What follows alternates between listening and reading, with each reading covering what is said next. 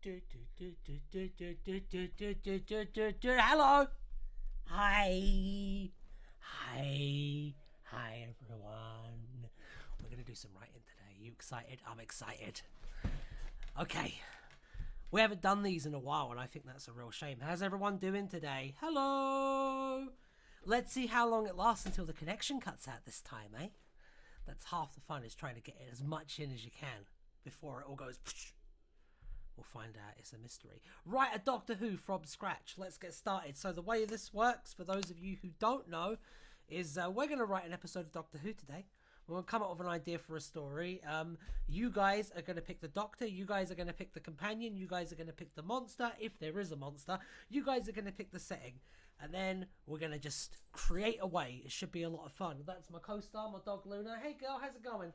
And yeah, let's begin. So let's let's start with which Doctor we want to go with. Hello everybody.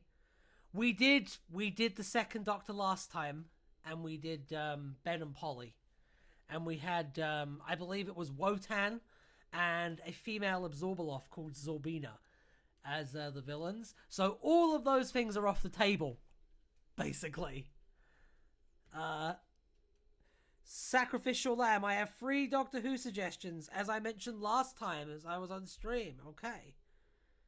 How about we have some fun with 11? I see Patty T is being spammed a lot in the chat as well. Schalke. I'm seeing some interesting votes here. I think the Schalke Doctor could be fun, though. I think 11 could be fun as well. How about Davison? Okay. Because we've got some strong choices here. 8, 13, and 6. 7th Doctor is Indomitable. There are so many, and it's going to be so hard to choose. If only I had some way to prepare for this. Oh, wait, I do! So we're going to put all of our suggestions in the Wheel of Names. That's how we're going to do things now. So, let's see what we had here. As I said before, Patrick Troughton is off the table. I'm very, very sorry. Wheel! All praise the wheel. So, 11, 13... Wait, no. 6? Was 6 on there? 6 was on there. I believe. 6, 7. This is all very... 67! Oh my goodness. 6, 7. Schalke was another one. I'm not going to forget you. Don't you worry. Schalke. And let me see what else. 5 has multiple people voting for it. 5. I can't keep up with you lot. You're so quick. See, the thing is, although multiple people have now casted votes in different directions, I have introduced the gimmick, and it would be really silly of me to introduce the gimmick and then not go through with the gimmick.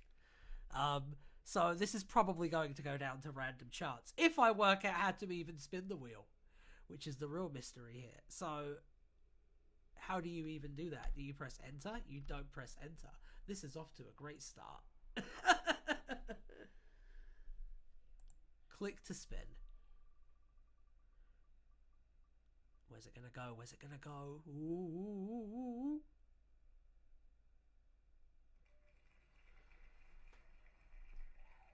There we have it. I guess bow ties really are cool. Respin!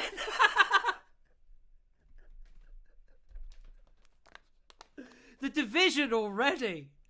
My God. Best of 3. I think best of 3 is pretty fair, to be honest. So I'm quite happy to spin it again. But 11 currently is in the lead with 1. So important to bear in mind. Well, we don't necessarily have to... Alright, sacrificial. We don't have to use Amy and Rory or Clara if we don't want to. We can pick completely different companions for them if you want. That's half the fun. We're going to have to do this a couple of times. Anyway. Yeah, you can use Frobisher if you want.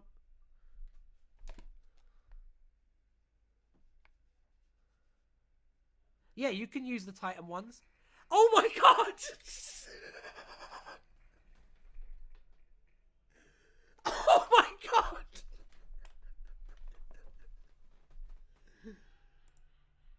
I'm spinning it again just to make sure this isn't rigged.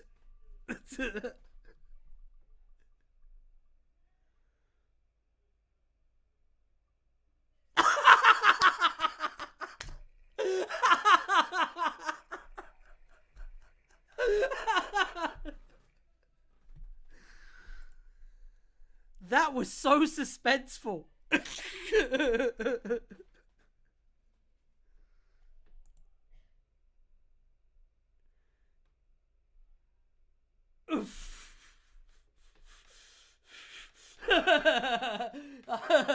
How do you know, Sacrificial, how do you know that the faction weren't the ones who rigged it in the first place? That's the real question here that we need to be asking. 5 was not put down twice. Alright, let's put down 5 twice and spin it again.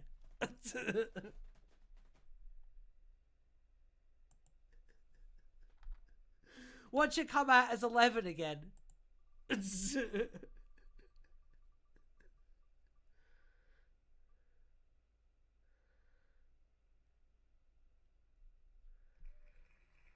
There. Are you happy?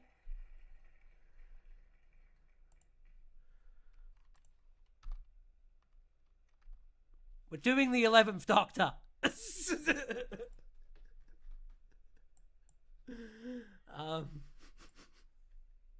The wheel has turned. It's 5 now. It's not 5. I watched the 5 Doctors actually earlier on. It was pretty good. I had it on while I was editing. Enjoyable piece of television. Probably the best of the anniversary specials, but every time I watch an anniversary special, I'm like, this is the best anniversary special. Indeed, the wheel hath spoken. So, Doctor 11sies.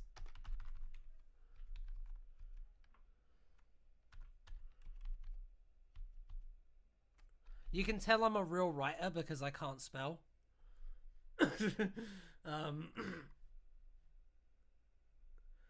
Right, we're having some connection issues, but I'm on the bit where the Doctor is being selected, and we have put down 11 for those of who just joined, or those of you who are getting jittery connection. Maybe this bit of me talking is going to be lost media. Who knows? That's the fun. So, okay, I'm just going to make sure that the connection is all good, because I don't want anyone to kind of get left behind. And then we're going to talk about companions and stuff. And that's where things get really interesting, because there's just so many of them. So, once again, I think it's only wise to put this down to the floor. So, Jamie McCrimmon is the companion, but he's not the companion for this, necessarily. Although he might be, because I do love Jamie. And we used Ben and Polly last time, which means that Jamie is still a possibility if people want him. Will there be a multi-doctor one at 5? We will probably eventually do a multi-doctor, yes. We'll probably end up doing these until the end of time if you guys want. So, oh, Kira coming in with apparently you have a dumb idea. What's your dumb idea? How about, so let's get these suggestions in. Okay, we got Turlo. We got Jamie. I'm just going to be adding these to the wheel in the background. Okay.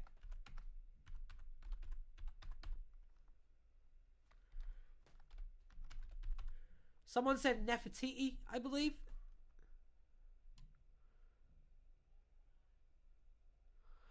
I've written my own Doctor Who stories for every Doctor, and I even have a season written for Schalke.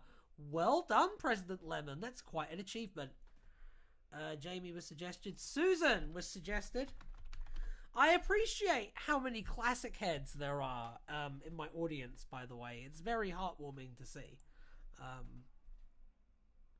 Who just said ignore me? It's tedious.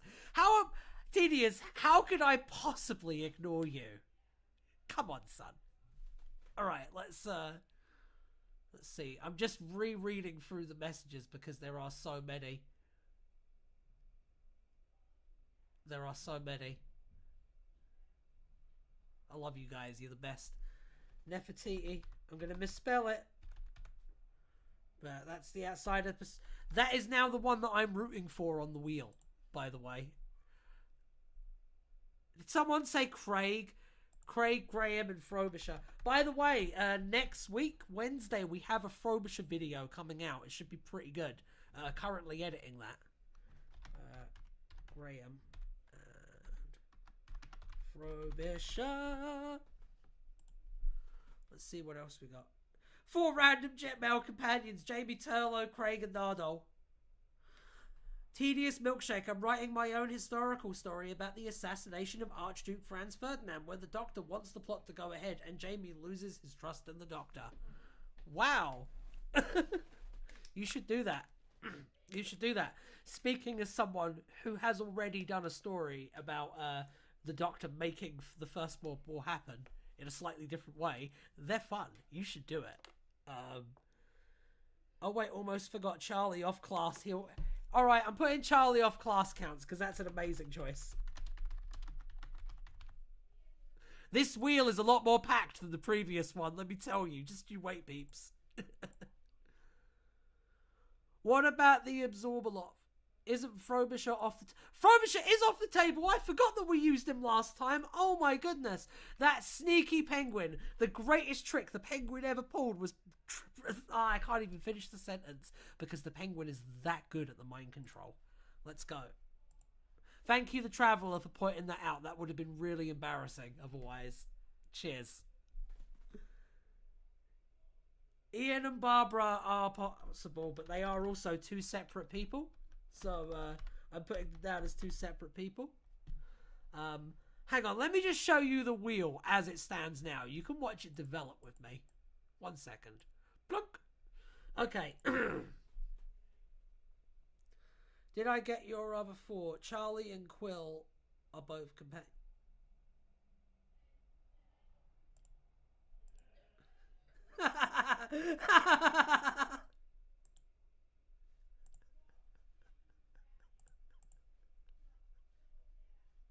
What do you think, chat? Are Ian and Barbara a package deal or are they 2 separate people? You decide. Talk that one out. You know what? Those are all good suggestions, Sacrificial, and I'm putting them all on. I kind of want it to be Spider-Man now, to be honest. Because that would make an amazing thumbnail after this gets turned into a video.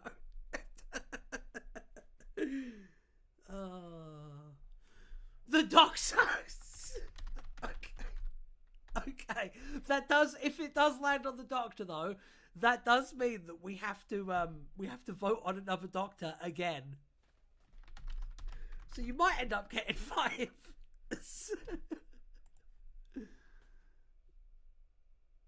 Lishaw, Perry Brown. Did I put them down? Yep, I think that's all of them. Okay, that's 1, 2, 3, 4, 5, 6, 7, 8, 9, 10, 11, 8. That's 13 companions. I think we're good. I think you have a first story where the Doctor becomes Julius Caesar. That's fun, President Lemon. I can't wait for that. Are you planning on doing them like pros? Are you planning on like trying to sell them? Are you planning on like making them audios? What are you doing? Sounds like a cool project.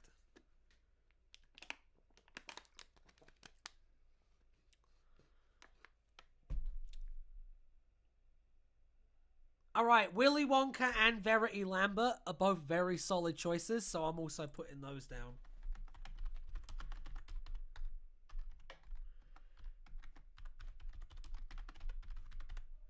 There we go. There we go.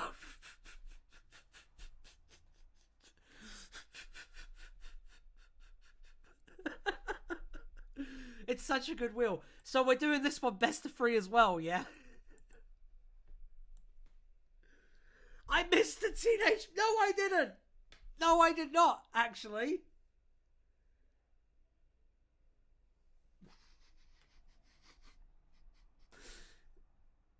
I know. We're done. We're done. There's enough ridiculous novelty companions on there. We're done. We're done. I'm spinning the wheel. I'm spinning the wheel. Any more suggestions? I'm not going to read.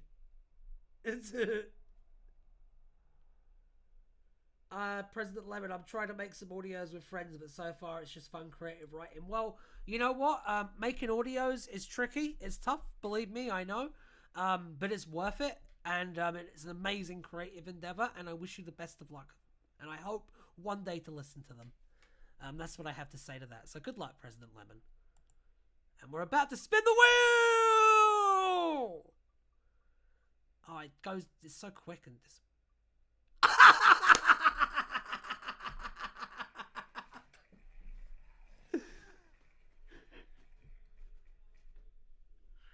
Who could have guessed it?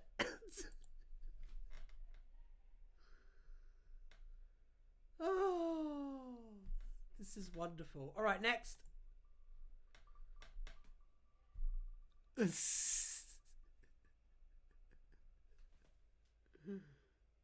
Oh, Ian.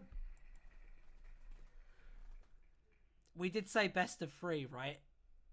Or I guess it's best of until someone gets picked twice. Heart No 111 would be such a laugh. Oh. My goodness.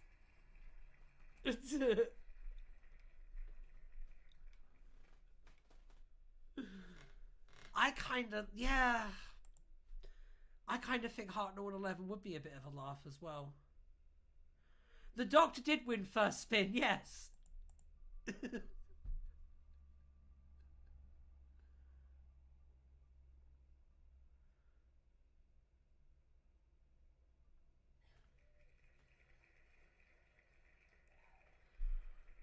Well, you can't argue with random chance, can you?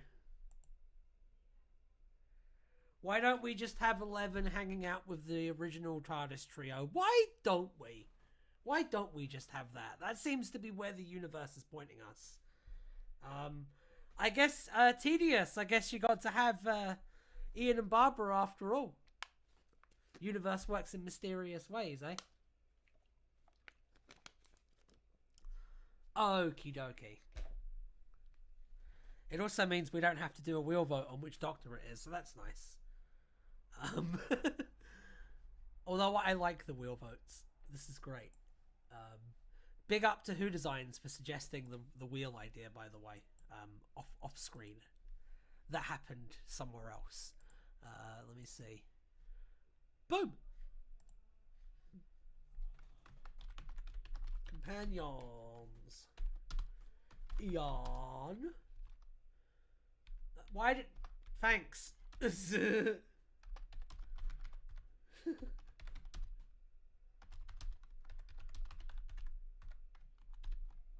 Gotta give it a little bit of dramatic emphasis, you know what I mean? It's all about the theatrics in this game. Okay. We can have more than one companion, you can... We have 3! We have 3 companions! Who are you calling a coward? You don't know me. You don't know what I'm capable of. Anyway, having a post-war Doctor interacting with a pre-war Doctor would create some interesting dynamics. Yes, it would. Yes, it would in fact do that. There's also the fact that like this is the Doctor at the beginning of his life and the Doctor at what they consider to be the end of their life, and they're both wrong about that. And I think that's really interesting as well. Plot, the first Doctor becomes infected with a mind virus and becomes increasingly sexist. Plot twist. Tedious Milkshake. I've committed several war... No, you haven't. No, you haven't, Tedious Milkshake. I know the perfect place to go with these 4. Atlantis. Yeah! Which Atlantis, though? That would be the question there, wouldn't it? Love that one. Can we spin the Doctor wheel for another one? I'll spin the wheel again, yeah. There you go. Doesn't mean anything. We're just spinning it to spinning it.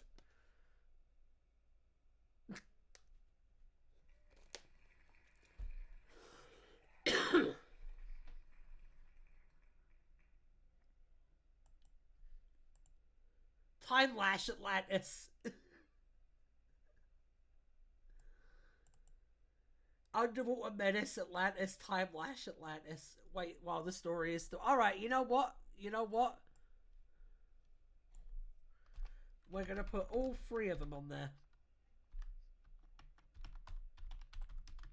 And we're going to use the wheel to decide. Because random chance is everything. And I'm putting the Time Monster one in because if I'm going to have one piece of impact on this, it's shoving in the Time Monster version of Atlantis. Okay, okie dokie. You ready to spin? 3, 2. Gotcha!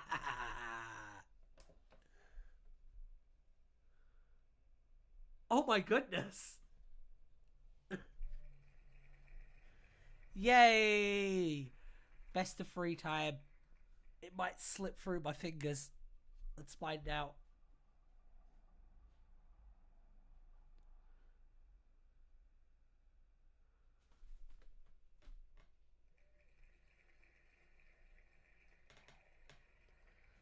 I am so merry.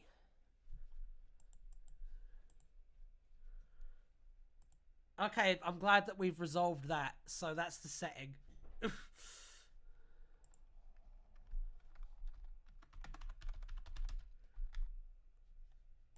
Was it switched to the wrong window capture the whole time? So yeah, no, the Time Monster Atlantis won there. That's what I was reacting to. I'm a proper streamer. Setting Atlantis, but the one from the Time Monster. Okie dokie. You know what we have to decide now, right? Right. What monster are we using? Eh? What creature are we going with? What ne'er-do-well? What villainous villain are we going to be picking for this? That's what I would like to know, eh? So why don't you cast your votes and let's talk about it for a little bit and then we'll do another wheel vote and see what fates decide and such and such and such. I think that would be fun. Don't you think that would be fun? Let's continue. The Pating, Cybermen, the... Wow, okay. Already flooding in with some amazing suggestions here, so... Michael Grade. Oh, I also, speaking of the Frobisher video, I'm working on a Michael Grade video as well, but that's going to be a little while, because that one's a lot.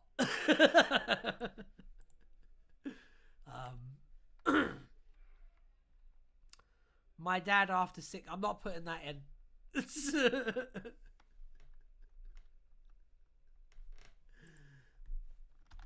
Vord. Macra. I saw the Cybermen there.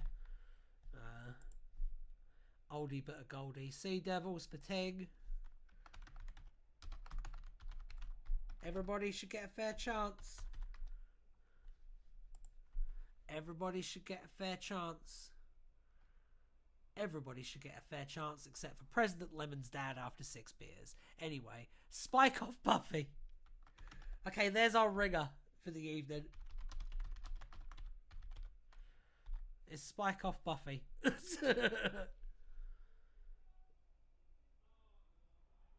He's Doctor Who canon. How is Spike off Buffy Doctor Who canon? How? Explain that to me. Oh my god. Bessie the Roadster. Someone put multiple percent.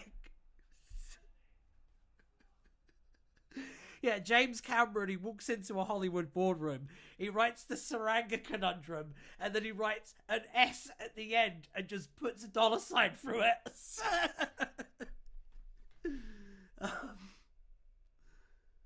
Okay, have I got everyone?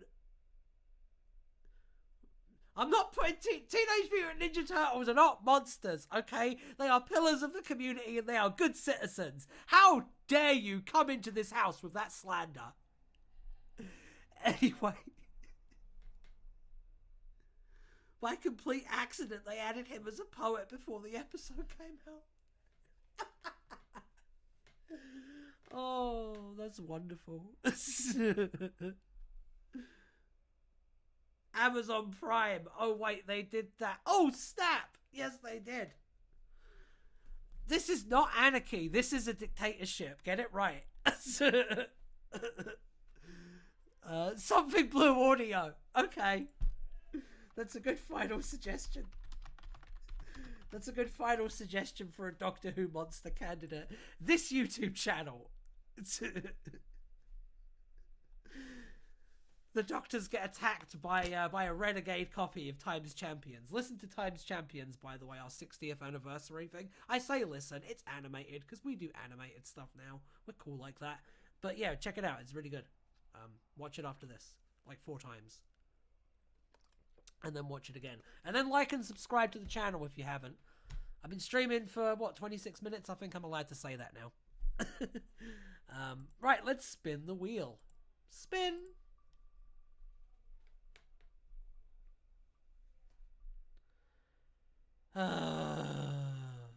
Really? That's like the least interesting one on there. They're my favorite Doctor Who villains, but like, come on. Come on.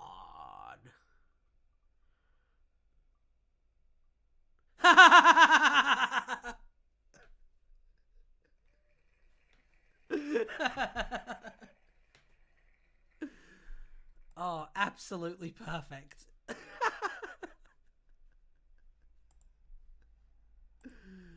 Oh, right, let's spin the wheel again.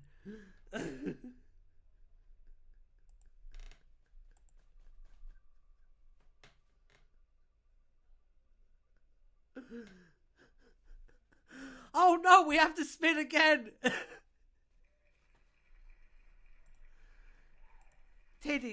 Tedious. I'm not a Doctor Who villain. I'm the villain of the Doctor Who community. It's a big difference, okay?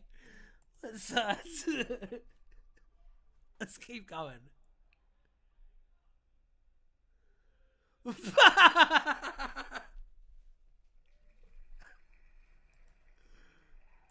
I hope someone's keeping track of these, because I'm certainly not.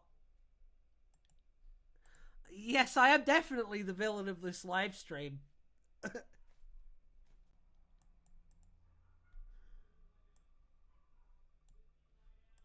Let's keep going.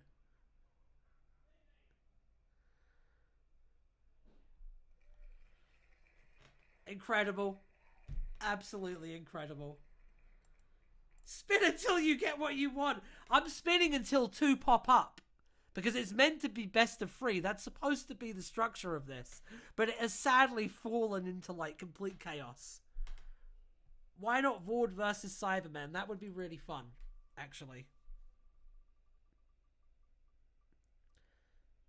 Alright, it's Spike off Buffy, I guess. Because that came up twice. We're doing Spike. The random number generator gods have spoken. So, yeah.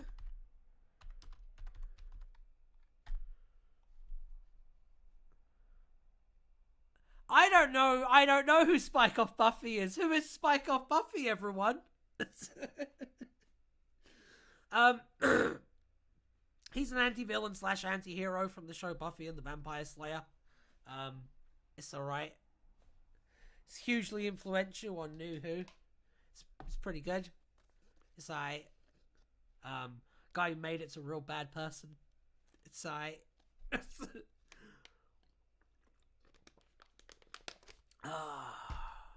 Mussy, I am the Doctor. Has anyone ever told you?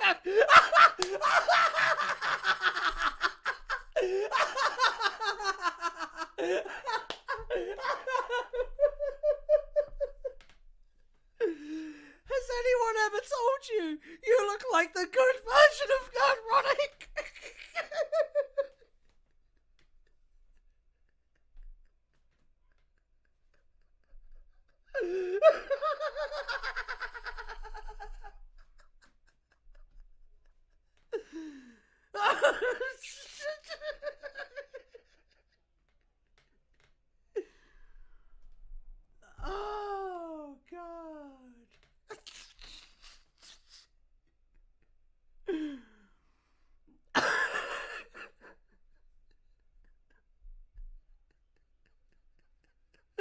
I can't get back the composure.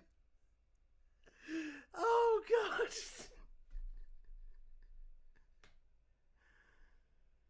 Oh, that's amazing.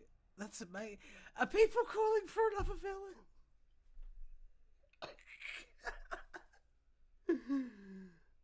Oh, fucking hell. Nerdrotic is a monster. I don't know if he should be the monster for this. You don't even know who they were. How can you say they're a rubbish villain if you don't even know who they were? Get out of here.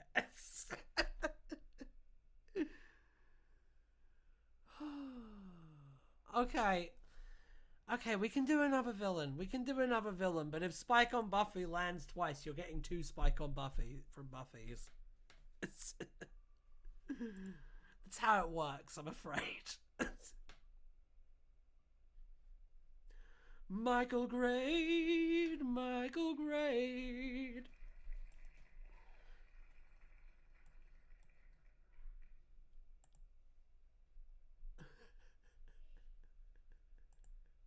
This is going to be a really, really wild story, isn't it?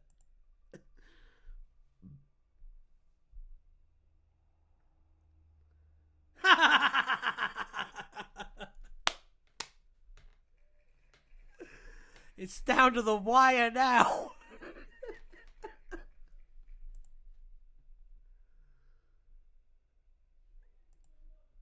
Oh, good.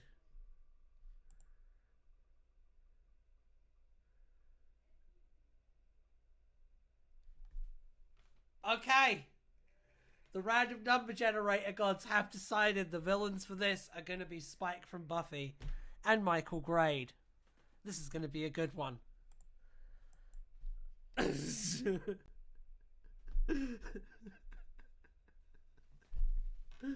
it's clearly a good choice because everybody in the chat is happy about this. So, yeah, all right. The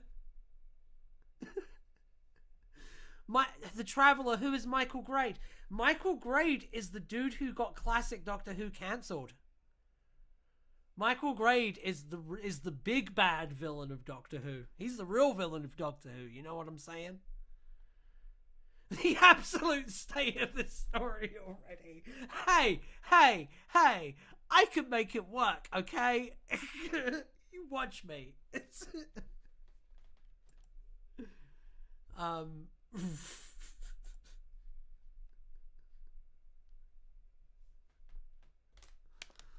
Michael Gray cancelled classic Doctor Who because he was jealous of it for all the women who showed interest in it. Tedious. Best thing you've ever said in one of these stream chats. Well done. Gonna be the story of all time. Yeah, how is this gonna take shape? Let's actually start writing this, Muggy. I forgot that it was set in Atlantis as well.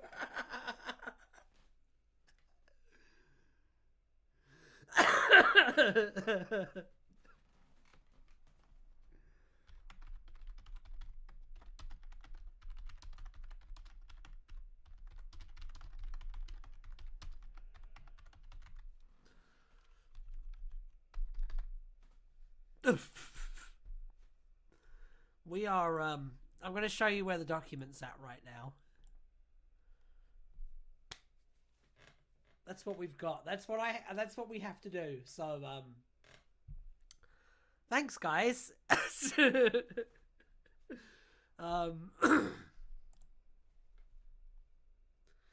This sounds like the start of a joke you hear in a mental asylum.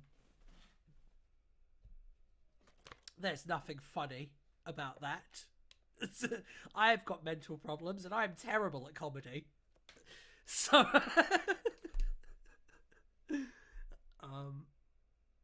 I want to write this myself now. Let me get my go ahead. If you want to actually try and turn this into a story, go ahead. Go right ahead. Can it be while the time monster is still happening?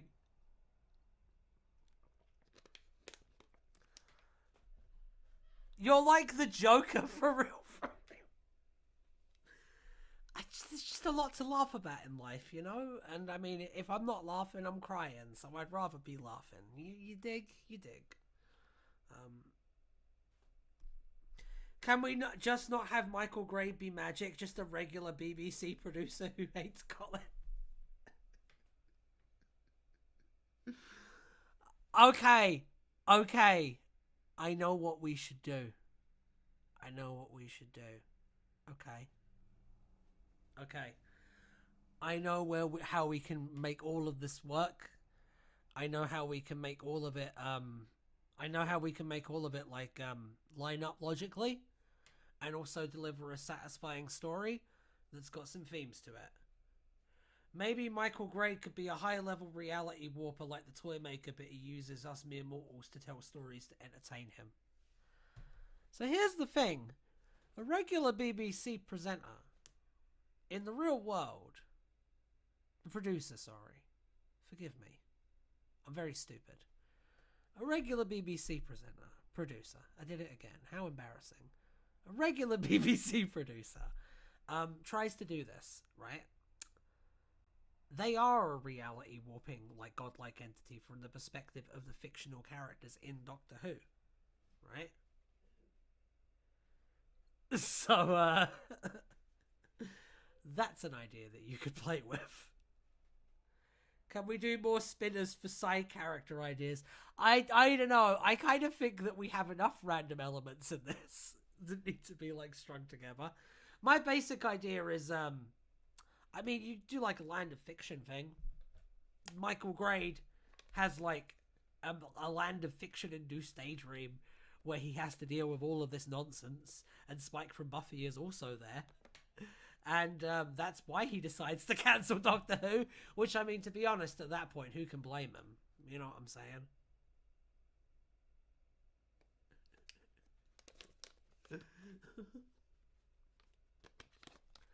Hang on, let me try something real quick.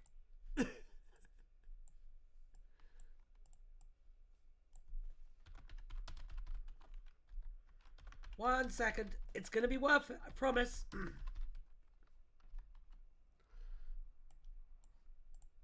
Okie dokums. Right. Ready, Tedious? This is for you. This is all for you.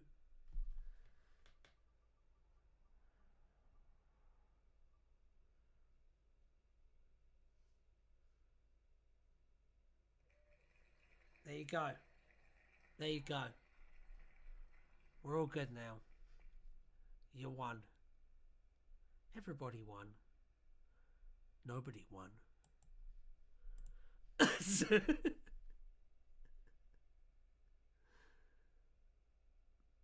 Are you Googling? I was not Googling Iris stuff, unfortunately. That's not TMNT.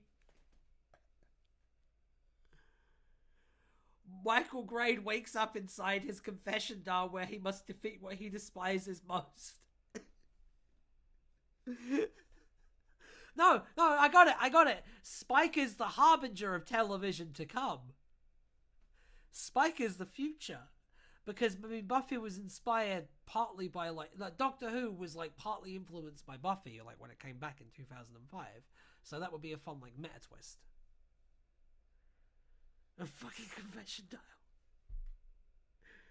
TMNT gets cyber converted.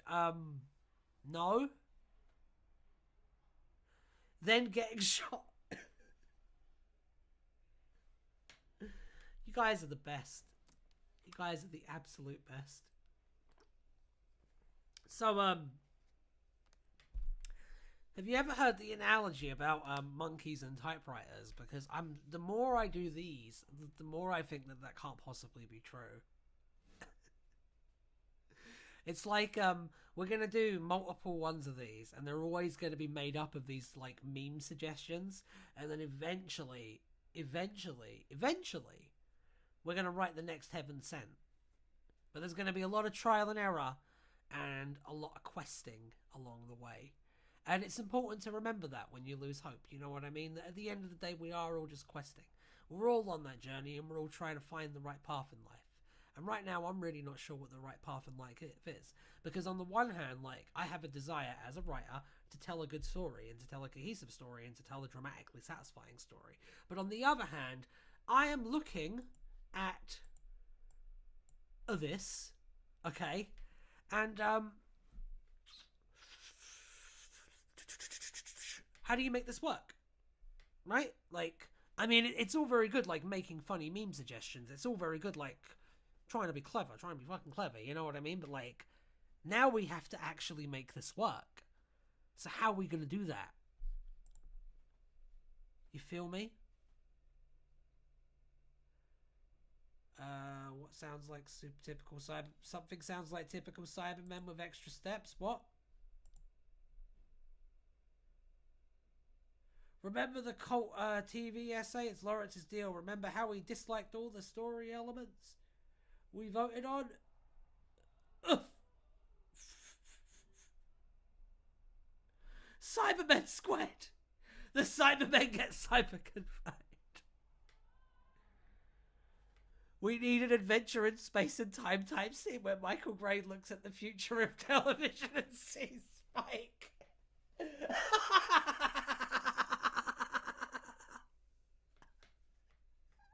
With like the swelling orchestral music and stuff. Oh. That was good. That was really good. I mean, half of this I know is just you guys trying to make me laugh like the Joker. I'm very aware of that because I know it's funny in a very like kind of primate brain sense. I get that. But now I have to figure out how to write this. Kronos is... No, he isn't. Kronos is not there. Stop.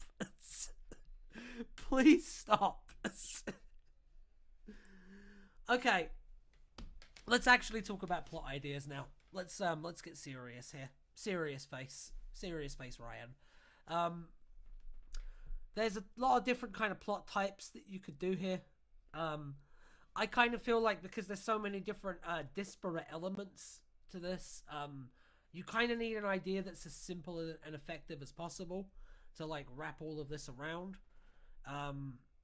So let's have a look at what we've already got. That's why I suggested the cosmic storyteller idea for Michael Grade. Why does Michael Grade get to be God? Fuck Michael Grade. He's just a guy. And he's lucky he gets to be just a guy, frankly. Jealous Guardian is a great route, to be honest. Expand on that a little bit, please. I am serious. What are you saying? By bringing the... We sure are a bunch of monkeys.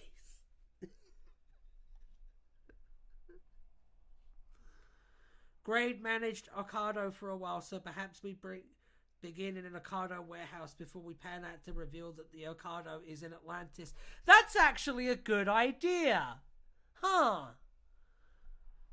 Alright, that's the best prompt, and until I get a better suggestion, that's probably going to be what we do. If God is all-powerful, he can't be kind, Lex Luthor, probably. It's good, I like that. Boy kisser! The doctors and companions have to work together to break Michael Grade's hold on them without angering him and getting their universe cancelled.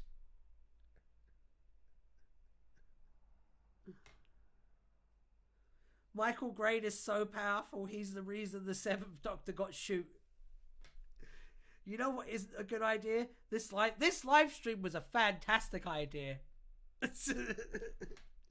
This live stream has been a roaring success for me. So I don't know what you're talking about. Well, my idea is just like how it's been said that the toy maker is the Crystal Guardian. We can make Michael Grade into the Jealous Guardian who gets given the powers to make his own world of fiction.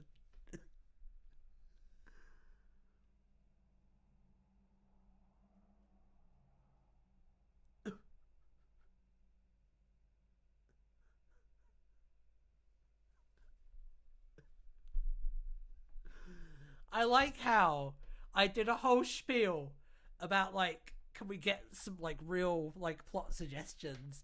And then everyone decided that the correct way to respond to that was to double down. Michael Grade was really the friends we made along the way. Best comment. Best comment. You win, James Box. And Spike is there to get a magic thing. I'm being completely serious. Can't you see that? Well, tone is very hard to read in text, you know?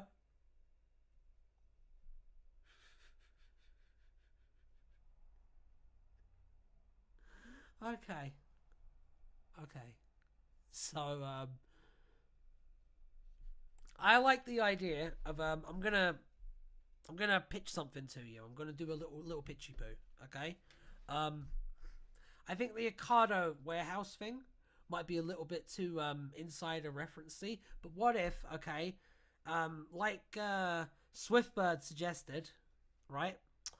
Michael Grade is like working in his office, and he looks out the window, and we pan out to reveal that he's in Atlantis, and that's our like opening.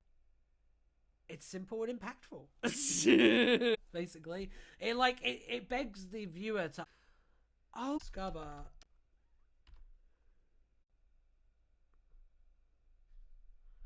There we go. It might start. It might come back in a second. Hold on. Oh, are we back? Are we back? Have we returned? Oh my goodness. Did you Futtermuckers all right, Doctor in Distress in the chat?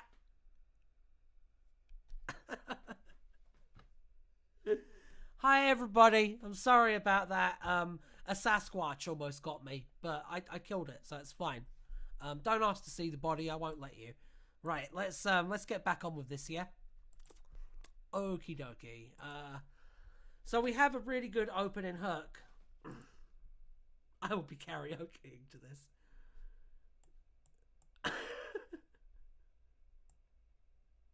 We couldn't wait 18 months.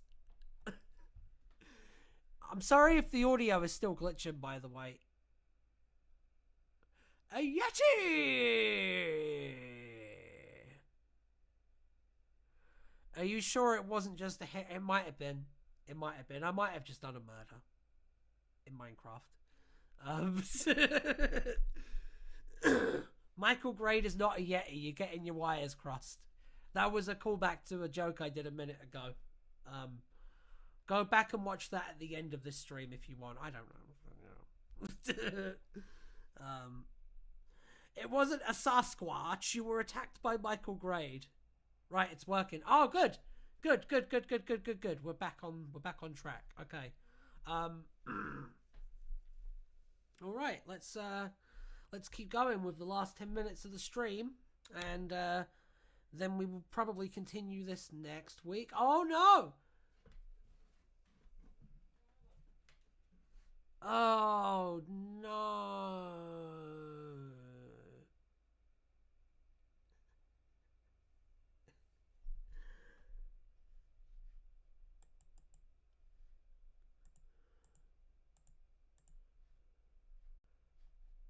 I think I know how to fix it.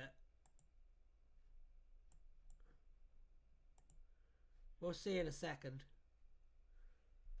Find out. I can't read the chat right now. Oh, stream says stream's fine. I think it's being a bit wobbly for some people, but look. Point being is we have an inciting incident to write down, so I'm gonna focus on that for the moment.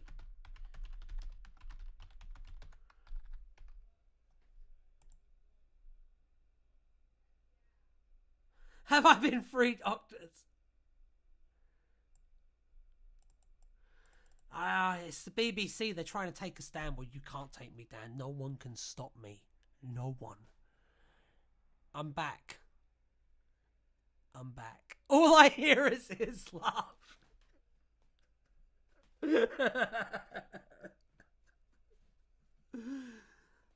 Okay, I'm back. Whatever it was, it's gone. It says I have an excellent connection and YouTube would never lie to me. All right. So we have to write an inciting incident, people.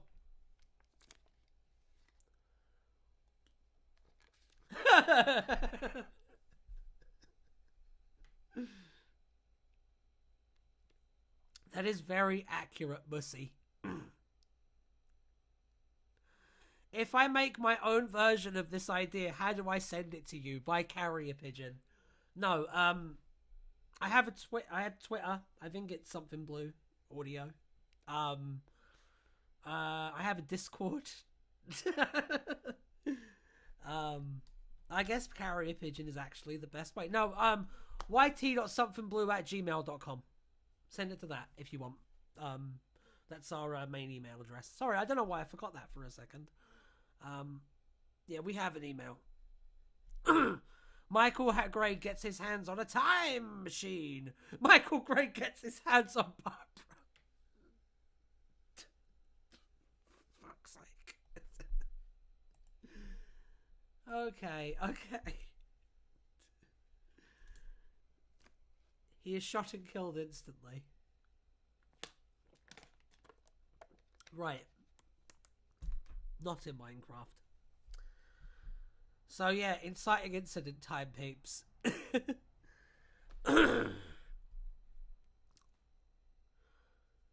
I feel like Michael Gray doesn't really seem like the sort of person to like dive on head first into an adventure. He's gonna like try and resist this, and that's gonna like force him into the Doctor's like arms, basically, for want of a better word. So here's what I'm gonna suggest, okay?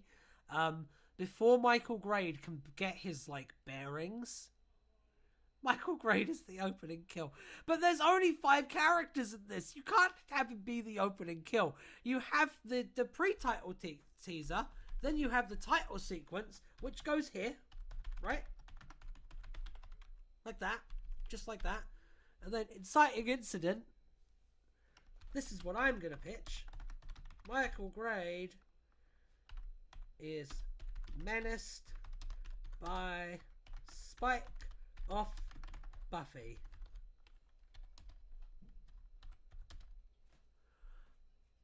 Ugh.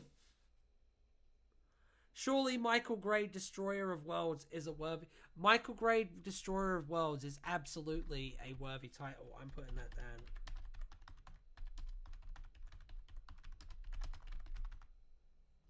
There you go. There you go. We need side characters. Yes, we do. Michael Grade can't stop staring at Spike's abs. I mean, who can blame him? Michael Grade is menaced by Spike off Buffy, but is saved by the 11th Doctor, who wiggles his green stick around and gives a speech about how brilliant he is, which makes him shine brighter than the sun, thus scaring off Spike. What do you think? That's my suggestion.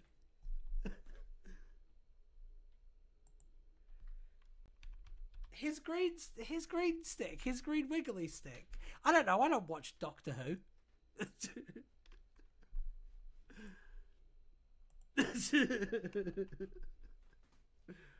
One of my favourite things to do, and I do it only, if you ever see me doing it, it's only for my own amusement, but I love going into like Doctor Who fan circles and then being like, what is Doctor Who? I mean, I've heard of it, but I don't really know what it is. Can someone please explain it to me? I have never been met by anything but hostility so far. And I find it really funny. Oh dear. Thank you for bringing back that memory.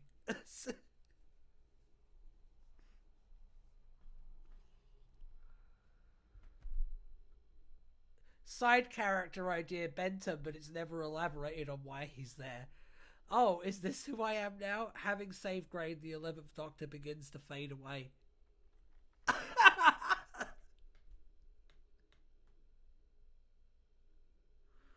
Right, we need TMNT, Peter Griffin, Spider-Man, an Iceland called John, Margaret Slovene, Jodie Whittaker, the actor, not the doctor, and Something Blue Audio. This isn't Fortnite. I tell you what though. Something Blue Audio, Fortnite skin, when? That's what I want to know. The 11th Doctor makes Michael Grade wear garlic throughout the episode, only to find out it doesn't actually work on vampires.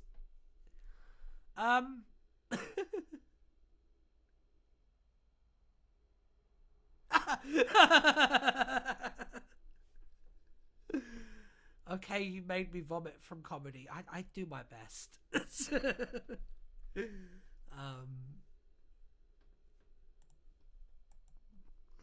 Hang on, did we just accidentally resolve the plot in like a second? Yeah, you're right. We do need to have some consequences like this because, frankly, as anyone will tell you who knows, the 11th Doctor is OP. So, Swiftbird, another excellent suggestion there. Having saved Grade, the 11th Doctor begins to fade from existence.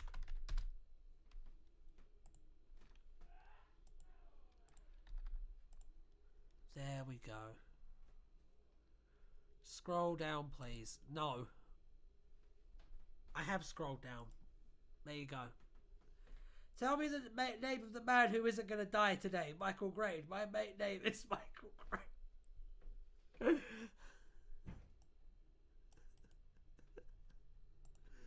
Hang on.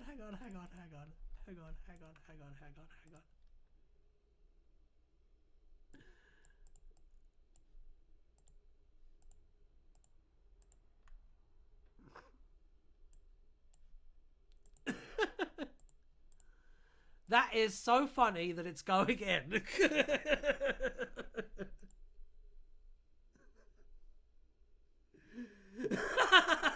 I have to save my show. Load shotgun with malicious intent.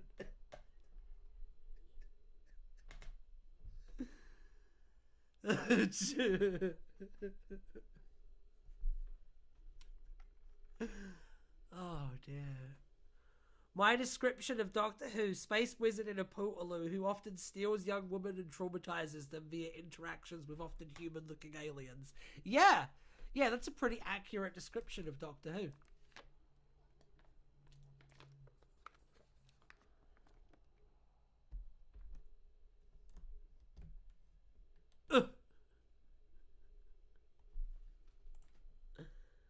Oh dear. Oh, right, okay. So now Michael Grade is left alone and scared, exploring a BBC Studios office that is slowly morphing into Atlantis. There you go. There's your next bit. And you can have Michael Gray being all like, all like that and stuff. It'd be great. He finds a copy of the Highlanders Part 2 and grabs it. Meta Crisis is such a Chad he cucked himself. It's a great non sequitur right there.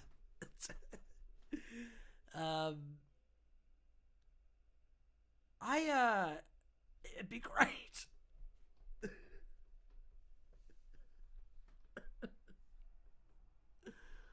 Okay, so we got to get to our first plot point, which would be Grade running into the original TARDIS trio. Because the person we picked for our Doctor has been yeeted from existence. So it's a good thing we had a spare, right? Since it's Atlantis, we definitely need a talking seahorse as a side character, probably played by Anthony Hopkins. It was the green rod that did it for me. Scroll down.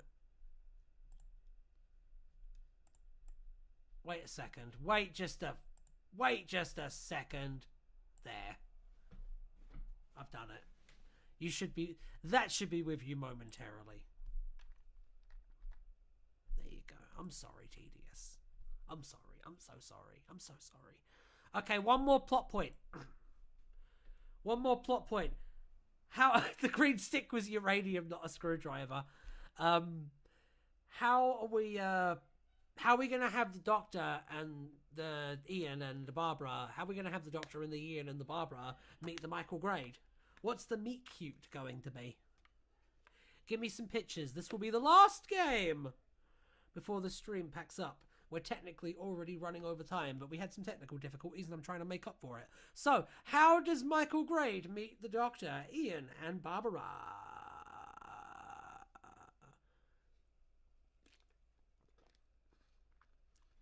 Assassination attempt.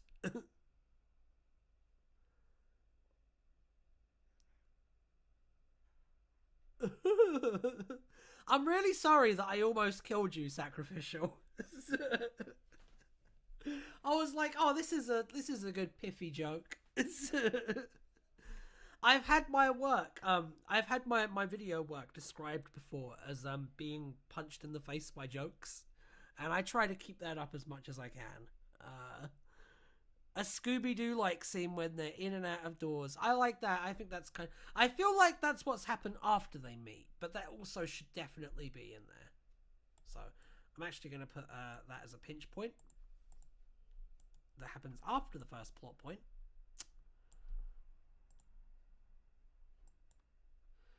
This feels a lot less structured and like well organized than the Zorbina one does. No, I was just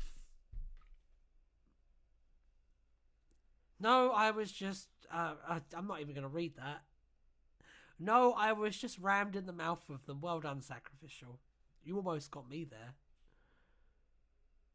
Atlantis' version of the Great British Baker. Okay. Okay, that's weird enough, and like actually weird, not like haha funny random, like actually kind of like harrowing weird.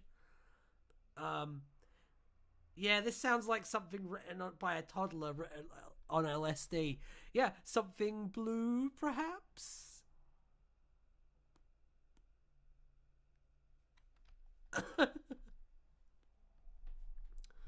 I like some Buffy. Some of the Buffy I've watched has been really good TV.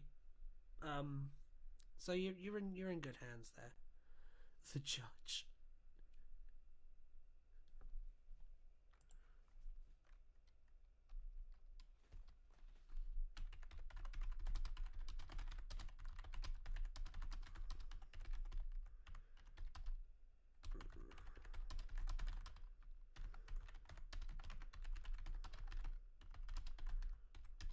So, this Atlantean version of the Great British Bake Off, what do you think they're making? Do you think they're making fish cakes?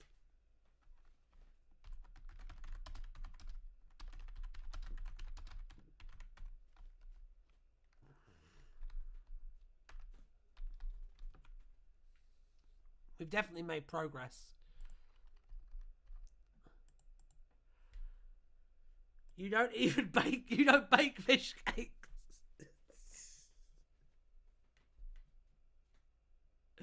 Sexy vampires kind of just sounds like Romania.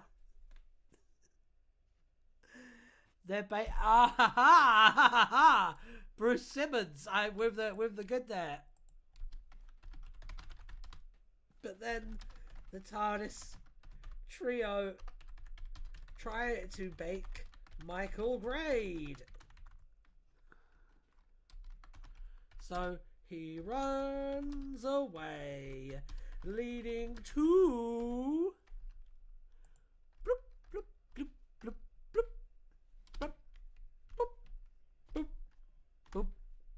Ha ha ha ha! I did it! I made it work! This story is terrible, but I made it work. Oh my god. It really gets me because, like, the one we came up with last time was, like, actually, it was pretty okay idea for, like, a Doctor Who story. This is a mess.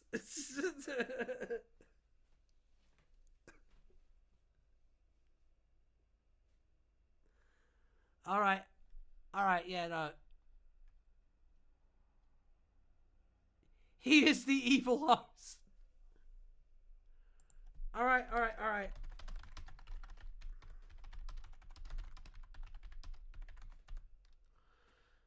Imagine, like, we should make, like, 5 of these. And then we should, like, actually make them as audios. And, like, do, like, a box set. Oh, jeez. Oh, no, they're coming! They're coming! Oh, my goodness!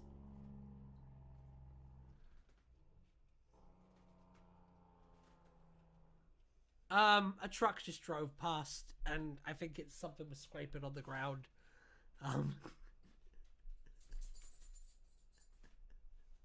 It was indeed the Germans. So yeah, I'm gonna write this, and then I'm gonna submit this to the Paul Spray competition. Top 2 of the crystal meth box set. Hey, we need to cook, alright? Life is like a box of chocolates, you never know what you're gonna get. It's called Jake braking. They hit the emergency brake to stop. Thank you, babe. You're the best. She's in the other room secretly.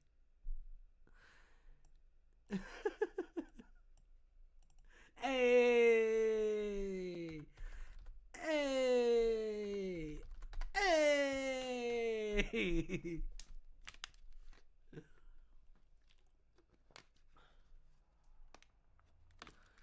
Tom Baker lasts the longest on the BBC. We know. Oi! What? We need more competitors. Why? It's a little scene and it's already over. Why do you need more? That is not what's important here. What's important is working out what happens next. Because, like, nothing has been explained to the audience. And we're approaching the midpoint. And by the midpoint, you should really have all of your exposition out of the way. And there has been no exposition so far. All there has been is this fever dream nightmare that we've concocted together.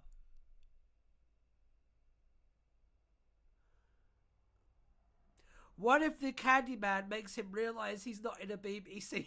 Yeah, the Candyman is too much for him.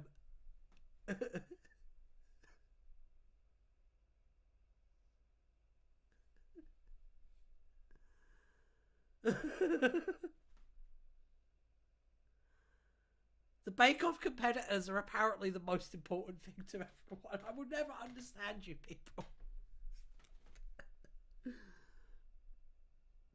It's because the Candyman's not allowed in big stuff BBC. Is that true?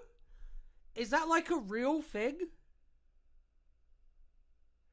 Is that a true fact? Because if that's a true fact, then that's going in the story.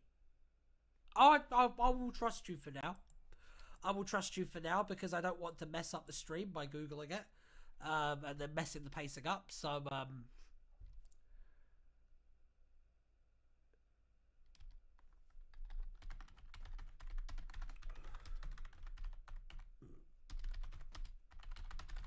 I'm writing it down now.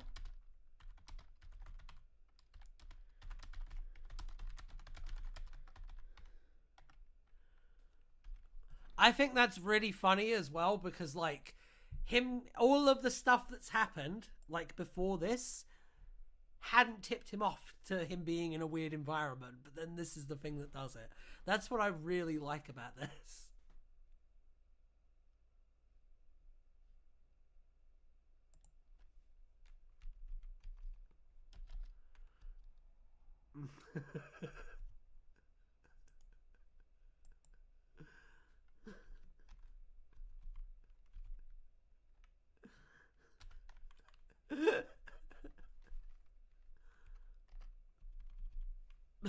Michael Grave, the world's greatest detective.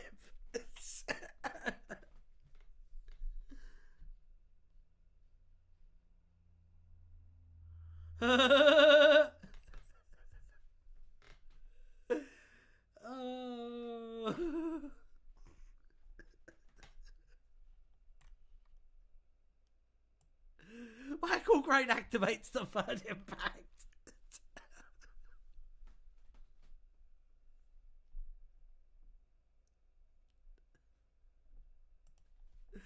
How are we going to resolve this?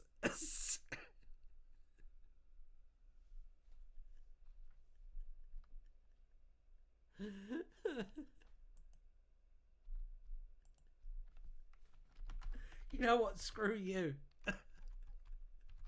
I'm compressing the narrative.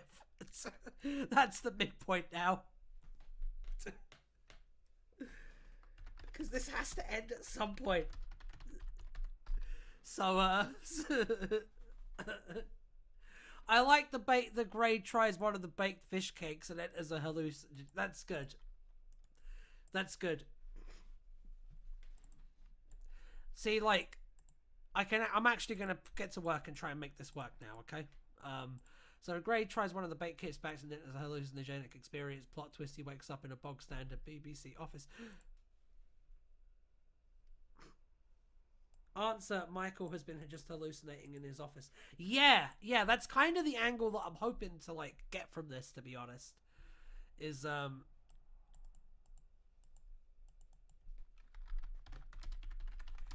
down and sees a plate of stale BBC. Yeah. Oh, no! The text has gone all dark. How will I fix this? Oh, it's fine. There is more of gravy than of grave about you.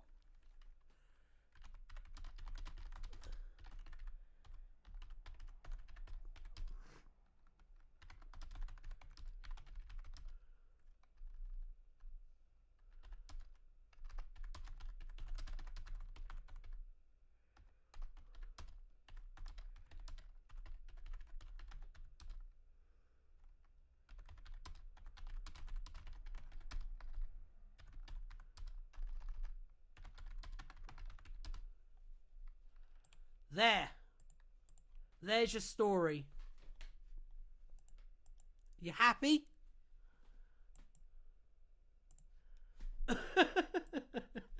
I managed to make it work.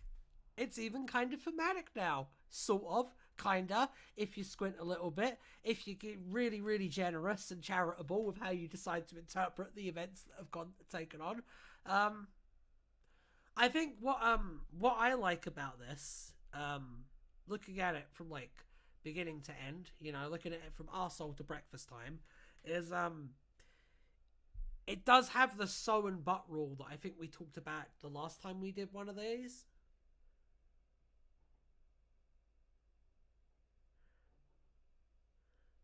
I made it work too, and I didn't have a cop-out ending. It was all a dream. You have no imagination. All right, chill it with the all caps. Also, it would be funny because the Red Dwarf people... When does everything blow up?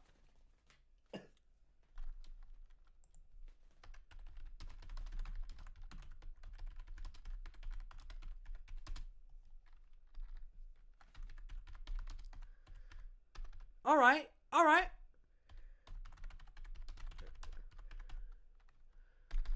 How about that?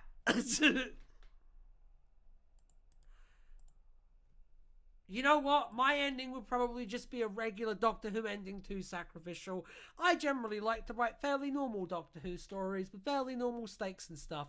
But you people, you push me. You push me every single time. And this is what you get. You deserve this. Enter the Red Dwarf thing.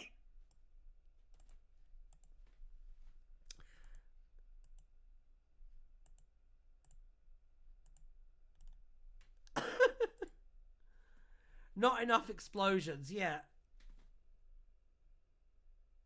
We are not people, SPA.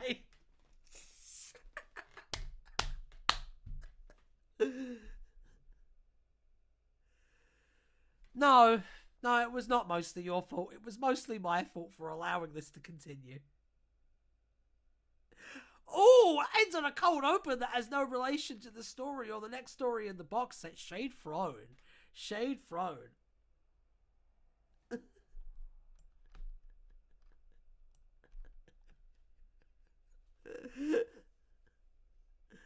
I am making a better ending. Shut up, Tedious. You're being really your name right now.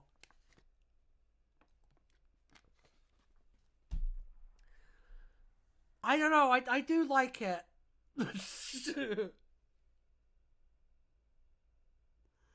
Imagine the alternate universe where we pick Spider-Man. I wish we picked Spider-Man. That sounds like a way better story than whatever this is. Hey, Tedious.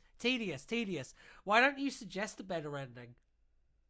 You've got me into this mess. Why don't you get me out, huh? How about that? Could this show be actually Juliet Bravo? That's funny. I like that.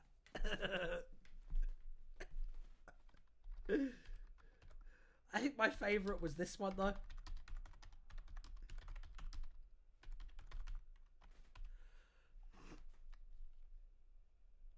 Maybe we could do Spider-Man next time. Maybe we could. No, I need to write a better ending for this. I need to actually write a better ending for Michael Gray calls Maynard's Bassett that he sees the Candyman and they blow up and Atlantis blows up too. How is that better? That's just a random sequence of events. How is that better? Like him eating, like if you have him sat in a office eating some fish cakes and then he eats the fish cake and then it suddenly turns into like this weird dreamscape and then the fish cakes trigger him coming out of the dreamscape. That is a logical sequence of events. Like, it might not be a particularly satisfying or memorable or good sequence of events, but it is a good, logical sequence of events. So, I don't really see how that's better, I'm sorry. It's just more random elements, like being thrown on top of it until it collapses under its own weight. Just play Rose's theme for no reason. The whole episode is in the form of telly snaps. It makes sense. It has context. It's just everything exploding. What is the difference, functionally, between everything exploding and everything being a dream? Like, at the end of the day, you're still removing all of the stakes from everything. Like, what is the difference? Really? You know what I'm saying? Yeah, but that's not a resolution. Maynard Bassett's being vaguely related to the Candyman, right? Right. That's not a resolution, that's a reference. You said there'd be 5 separate versions and I need all the others.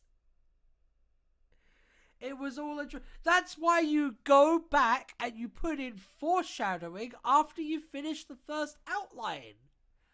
Like, you can literally build up to it being a dream now that we've reached the end of it.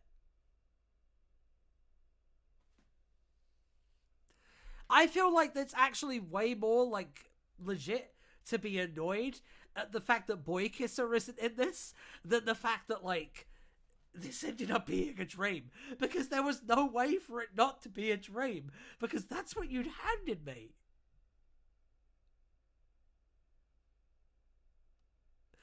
Write a separation and script the others next stream. I'm not scripting this.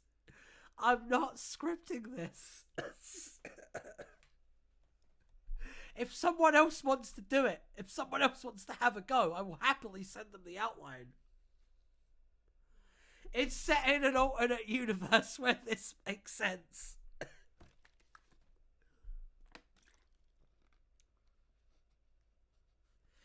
The science version is the dream was his day job at the BBC. Big Grade was always an Atlantean. That's funny. I actually really like that. This should be a multiple choice story. Do you want the good ending or the bad ending?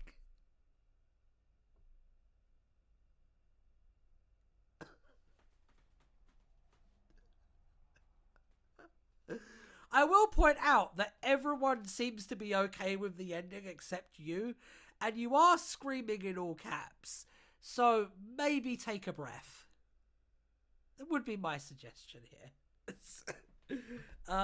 I'm quite happy to rework the ending, but like, all right. So you want the boy kisser ending? How do you make the boy kisser ending work?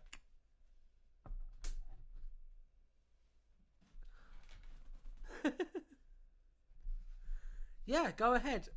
Tell me the software you use. Breakfast for mortals. You seem very mortal to me. Oh my god, am I getting a pitch for the boy kisser ending? Hey yo. Let's do this. 1 second. Type away. Tip tap away. I'm still here. I'm definitely still here. Yep. That's just me being here. Still here. Hey y'all. Boy kisser deteroids the doctor. All of my ideas are coming from my in real life experience.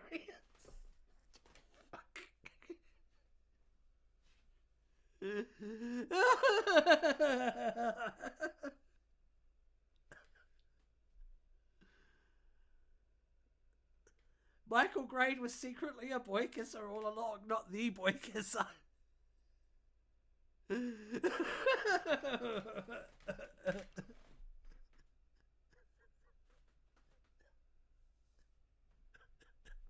The boy kisser says, I forgive you.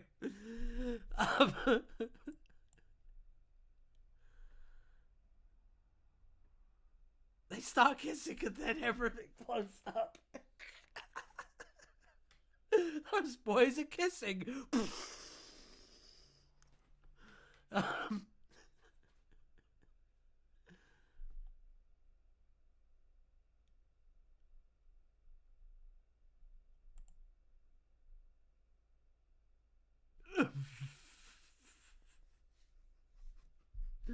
So, like, RTD would be so proud of you. Godzilla had a stroke trying to read this and fucking died.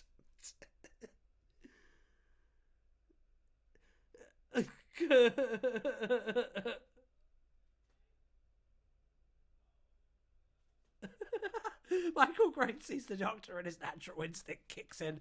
He yells exterminate and blows up.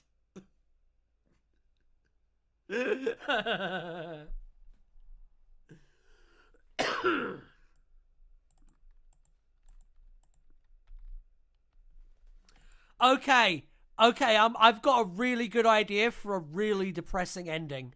Okay? Okay. Alright. So, he wakes up in a bog standard BBC office, right?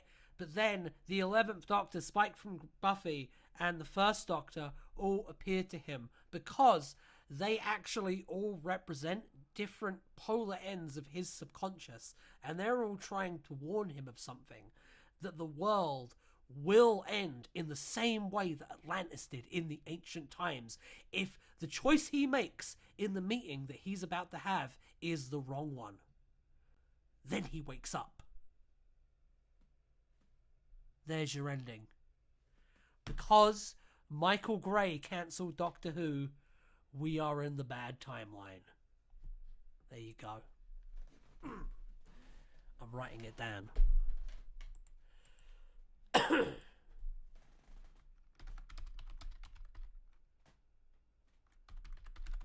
That's the Something Blue style ending. If it was one of our audio dramas, which if you're not listening to, by the way, you're a fucking fool. This is how it would go down. And anyone who does listen to our stuff knows this is how it would go down.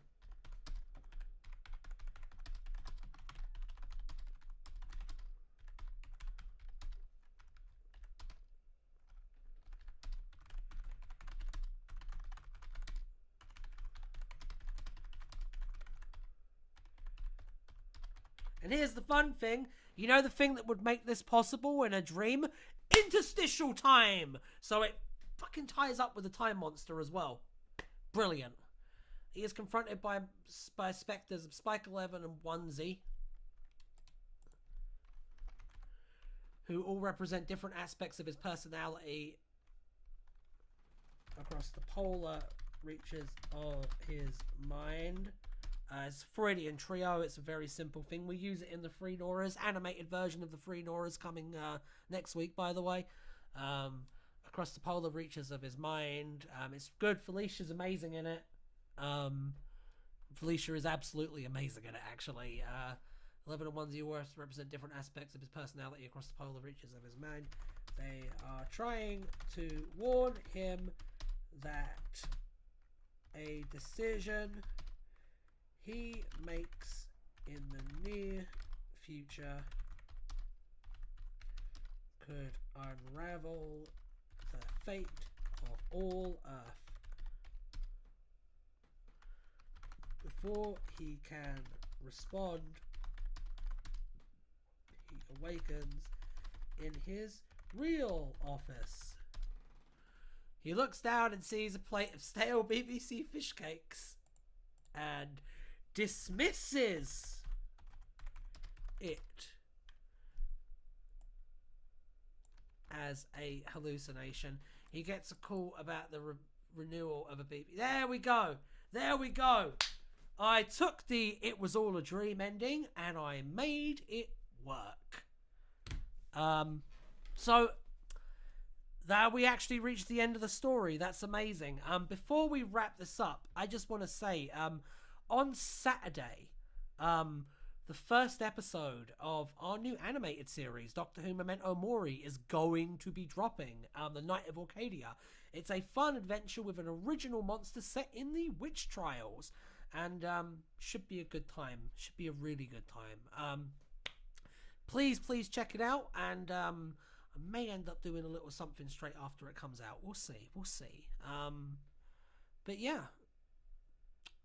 Bye-bye, I guess. Yeah, everybody do your own. Everybody try and write this version. The best version. And, I don't know. Best script will make it. Who knows? Maybe. Probably not. Maybe. Why even ask us about the setting if you're not going to do anything with it? Because I can't just have every story be set in a white blank void. I've just got the end of this stream. Really?